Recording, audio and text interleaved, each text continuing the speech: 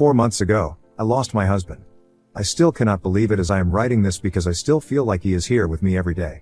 I am always hoping that I might wake up tomorrow and realize it has all been a very bad dream.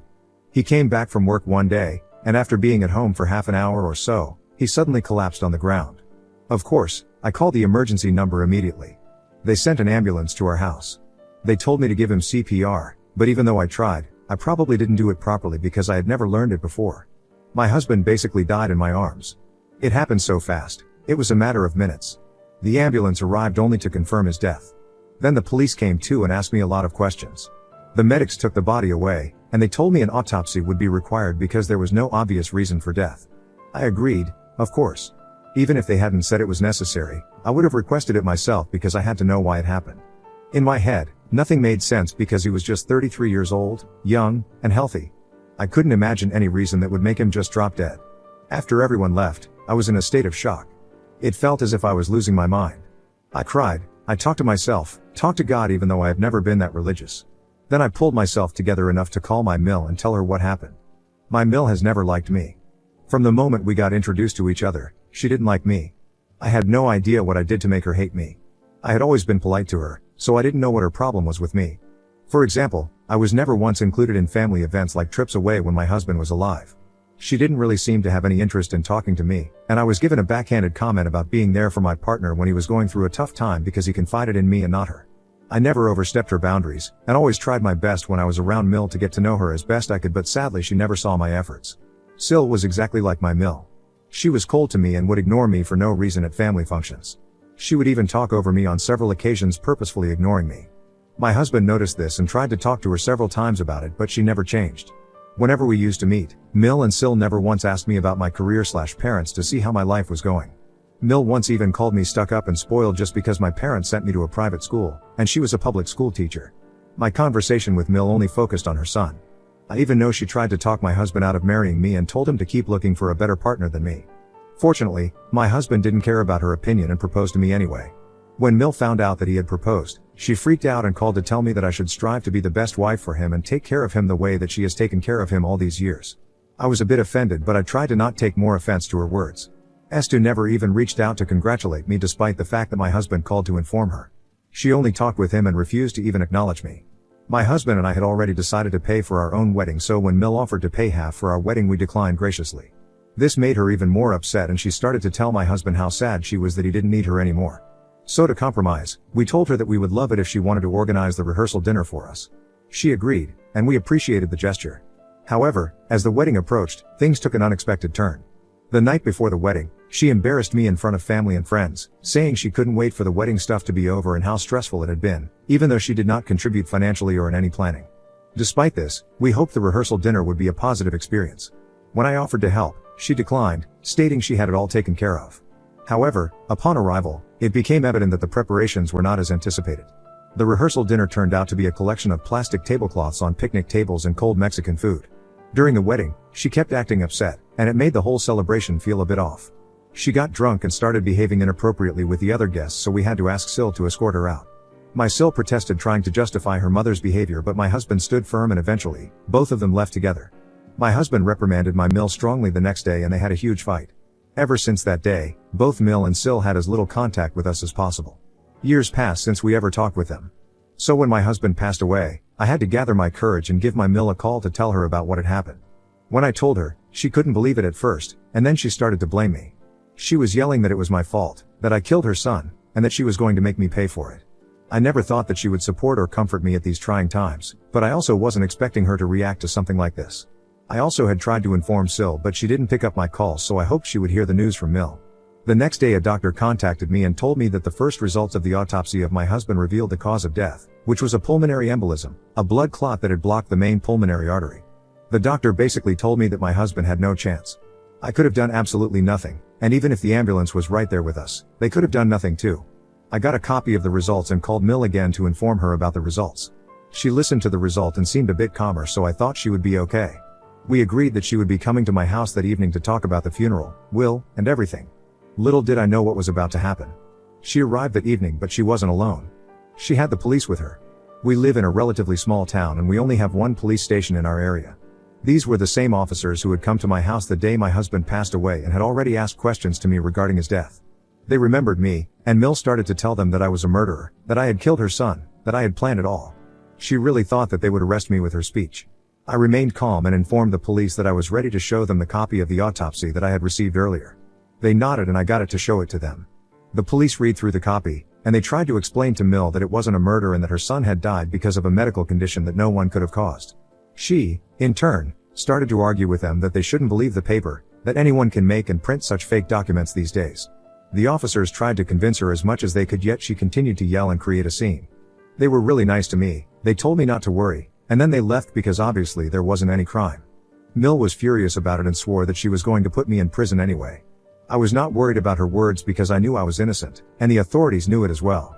The next thing we clashed on was the funeral. My husband and I never really talked about death because we were quite young to think about death and we had not planned to die anytime soon. However, I remember that once when we attended the funeral of someone last year, my husband said how he would like to be cremated instead of buried when he dies. And that's what I thought I would be doing. I was going to cremate him. Mill, on the other hand, wanted to give him a traditional burial, so when she found out about my idea, she started to yell at me again. She was like, "Oh, you just want to get rid of my son's body so there would be no evidence against you, right? You've planned everything." Sil, who was standing nearby, joined her as well and accused me of trying to erase any evidence and planning all of this just to hurt them. I was starting to lose my patience with their cruel words. I stuck by my words and told them that if they wanted to bury something of him so badly, they could bury his ashes. Mill threatened to sue me, but I laughed because I knew there was nothing that she could do. She even told me how I allowed the hospital to butcher her son, meaning the autopsy. I looked at her incredulously and asked her what she meant by that. I explained to her that it was a necessary procedure to be done. The hospital people deemed it necessary and we needed to know why my husband passed away so suddenly. Sil then started to accuse me of how I would have killed him because of our mounting pressures in marriage. I scoffed and informed her that we were a two-income household with no children, so we had absolutely no tension. I assured her that whatever happened to him was completely unexpected and it had nothing to do with any household stress whatsoever. As if these arguments weren't enough, Mill continued to fight with me over the days for unnecessary things when I was organizing the funeral music, the place, the coffin. She even didn't want certain people to attend, and I was like, no, it's a funeral for my husband and he would have wanted these people to be there.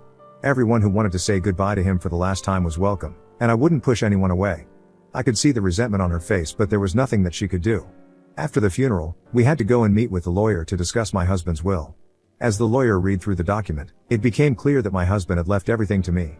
Mill and Sil, however, completely lost their minds. Accusations flew like arrows. They accused me of killing my husband for the money, labeling me a gold digger. I couldn't believe her words. Their reaction was not only hurtful but also completely unfounded. The pain of losing my husband was already overwhelming, and their baseless accusations only added to the heartache. She somehow believed that her son would have lived if he hadn't married me, that he died because of the life with me. I understood that she was hurt, she was a mother, and she lost her son, so despite all the tension, I had always held my tongue. Understanding her grief was clouding her judgment. But I didn't deserve this attitude. I loved him too. I told her that it wasn't fair for her to blame me for my husband's death and that I was financially capable enough also, so my husband didn't have to leave anything for me, but he did because he loved me, so if she and Estu had a problem with it, they were welcome to form their own judgment, but that I wasn't going to sit here and listen to them take out their anger on me. I made it very clear to them that they were welcome to contact me once they had calmed down and understood how ridiculous and baseless their accusations were. 2 months passed with neither of them contacting me. This was already a tumultuous time in my life, and honestly, I was just glad that they didn't make it any harder. My parents spent several weeks with me at home because I was too afraid to spend time alone at the house. Every corner of my house reminded me of my dear husband. I had spent countless nights crying myself to sleep. My dad, seeing my state, subtly suggested that I should sell the house so that I could live with them for the time being, and my mom agreed. They were concerned about me, but I didn't want to let go of my house as it felt like the last connection I had with my husband, and I was too afraid to give it up. Last month, out of the blue, my Mill called me, breaking the silence. Surprisingly, she asked how I was and inquired about the well-being of the house. The unexpected call caught me off guard, and I hesitated for a moment. Despite the challenging history, I tried to keep the conversation civil and updated her on my situation. I mentioned the ongoing struggle of adjusting to life without my husband, the difficulty of navigating through the grief, and the emotional weight of being in the house that held memories of happier times. Then, out of the blue, my mother-in-law dropped a bombshell. She straightaway informed me that my sister-in-law had got married again. I was shocked as I had not been invited, but Mill told me that they didn't want to disturb me as I was still grieving for my husband. I found it a bit odd that my Sil could get married so fast with someone I had never even heard about. My Mill then continued saying that she had decided that since Sil didn't have a place of her own, she had asked Sil and her new husband from her third marriage to move into my house. I was taken aback by her demand and struggled to form words. I asked her if she was joking with me, but Mimi went on to say that she was in fact very serious and that Sil and her husband deserved to live together after marriage, but she did not have space at her own house to let them move in, hence she had asked them to move in with me. The weight of this announcement hung in the air, and I found myself trying to compose a response amid the whirlwind of emotions that now enveloped me. I explained to her how that this was my house now, and that the notion of someone else moving in with me so abruptly without asking for my permission felt intrusive and overwhelming. I told her that I would be happy to host Sil and her new husband for a few days if that's what they wanted, but I didn't want them to move in with me for weeks. However, my mother-in-law insisted, emphasizing that my husband had left the house to me, and since I was now living alone, making space for my sister-in-law and her husband was expected of me as a dutiful daughter-in-law if I still wanted to be a part of their family. Despite my efforts to convey my feelings and reservations, she stood firm on her stance, making it clear that her decision was non-negotiable. The weight of her words left me grappling with a sense of helplessness. Despite how much I protested that this was my home, my mother-in-law argued that as a widow living alone, I had the space and resources to accommodate them temporarily. Frustrated and unwilling to engage in a prolonged argument, I was about to tell her if Sil and her husband ever showed up on my doorstep then I would call the police, but suddenly, an idea sparked in my mind. I knew that living in this house where I had shared countless memories with my husband would be hard in the long run, as it would continue to remind me of my husband everywhere, so if Sil and her new husband wanted to live in this house, they were welcome to do so as long as they paid their own bills. I also knew that if I told Mill right then about my plan, she wouldn't agree and make an issue out of this as well, so I kept quiet and simply decided to agree to her absurd demand. I called up my parents and informed them of my plan with my Sil, and they told me that they had my back. Slowly, I began to pack up my belongings so I could move in with my parents, making room for my Sil and her husband. Meanwhile, to transfer the utility bills to my sister-in-law's name, I diligently reached out to each utility provider. I informed them of the recent changes in the occupancy of the house and inquired about the essential steps to update the billing information for the bills. I filled out the necessary forms so that they would now be billed to my sister-in-law. When the day arrived for them to move in, I handed over the keys and explained that as a wedding present, they had the entire house to themselves. Sil was overjoyed and called up my Mill in excitement, who seemed pleased that her daughter and her new spouse could live without any disturbances. Watching them rejoice, I think they both believed that I had given in to their demands and given up my house entirely to Sil. I shifted back into my parents' place and have been living with them ever since. My parents still kept my old room, so it feels nostalgic to be back here. I feel much better here than how I felt back in my house. When the month ended, I think bills started arriving, addressed not to me, but to Sil. Electricity, water, and other utilities, all in her name. Confused and frustrated, Sil called me, demanding an explanation. It was then that I calmly informed her that since she and her mother wanted to live in my place, they would be responsible for all the bills. You see, before moving out, I had shifted all the bills to her name except for the deed of the house. Sil erupted in a fit of rage, shouting and expressing her displeasure. She threatened that she wouldn't be paying the bills. I scoffed at her and told her that if she didn't pay the bills on time, she would have to then pay the fines, which would be coming in her name as well. This pissed her off even more, and she continued to yell while I smiled in satisfaction. Soon after, my mother-in-law called, yelling at me for daring to charge her daughter for bills. She claimed that my Sil and her husband couldn't afford it as they were almost broke, and that I should pay their bills from the goodness of my heart. I firmly told her that it was never going to happen, and after bickering with me for a while, she announced that because of my stubbornness to not pay their bills, Sil and her husband were now planning to move out as they couldn't afford to pay for the utility. I told her I would be happy to have my house back, and my Mill accused me of being heartless and prioritizing money over family. I didn't say anything to her and she cut the call in anger.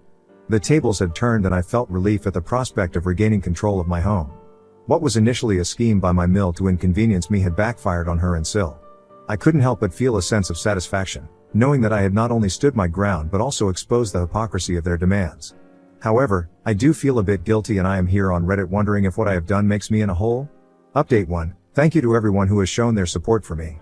I have been so sad ever since my husband passed away, but reading all your comments and your personal experiences with losing loved ones makes me feel a bit better to know that I am not alone. To answer the most important question that everyone keeps asking on why I even allowed my Sil and her husband to move in the first place, it's because my Mill is not an easy person to argue with. She is extremely narcissistic and will do anything to have her own way. I also knew that ever since the lawyer had announced that my husband had left the house for me, she had her eyes on it. My Sil is just a pawn in her play who goes along with whatever her mom wants. I am sure they thought when I moved out that I had cleared their way to take over the house, and they had not expected any retribution. My Sil and her husband have moved out, and she has begged me to pay the outstanding bills as she has no money and doesn't want to be penalized. I have agreed to pay the bills for last month to clear her due and will then change the utilities to my name now that she won't be staying in the house. I guess my Sil has learned a valuable lesson. Update 2. It's been an interesting last week. As you know, since my last update, my Sil moved out of my house in frustration after she found out that the bills were coming to her name. I cleared her dues once I saw for myself that she had genuinely moved out of the house. I have changed all the locks in the house. For the time being, I am still living with my parents. 2 days ago, Mill reached out to my parents in a bid to complain to them about how disrespectful I have been. She had continued to call me and yell at me for what I did to Sil, but I guess she wanted to take it up a notch. She called my mother's phone in the morning to tell her how difficult I was making her life by forcing her to live with Sil and her new husband when I could easily offer my house to them and pay for their bills. My mother, who has known all the antics of my Mill, calmly explained to her that now that I needed to take care of myself first and she should take care of her own daughter, and encourage the married couple to move out and live on their own instead of depending on a widow like me to take care of them. My Mill didn't expect this reaction and tried to justify, saying that any good daughter-in-law would have done this, but because it was me, she had to live with such disappointment. My mother retorted that the actual disappointment was her and her own daughter for expecting someone else to take care of them, and warned her that the next time she ever called me or threatened me, we would go the legal way. This scared my Mill straight, and she tried to say how this wasn't such a big deal, but my mother wasn't having it. Watching my mother stand up for me felt good and taught me that Mill was just a big bully who forced other people to match her expectations. Since then, she and my Sil haven't contacted me, and I pray that they continue to stay away from me. I am also thinking of selling my house so I can start afresh at a new place where my in-laws can't show up unannounced and disturb my peace ever again. Update 3. It's been 3 months since my last update. I have finally listed my house for sale. The decision to do this hasn't been easy, and it brought up a lot of mixed feelings. It was sad to let go of a place filled with memories, but it also felt like a step toward a fresh start. I have been talking to a therapist to help me deal with all the emotions. It's been a safe space to talk about what I'm going through and find ways to handle it. Therapy has been really helpful in understanding myself better and figuring out how to cope. Dealing with grief is tough, and every day is different. Some days are really sad, and others are a bit more hopeful. I'm learning to accept the ups and downs. Having people around me who care has made a big difference. Friends and family have been there for me throughout all this. It's not always easy, but I'm learning more about myself and feeling stronger each day.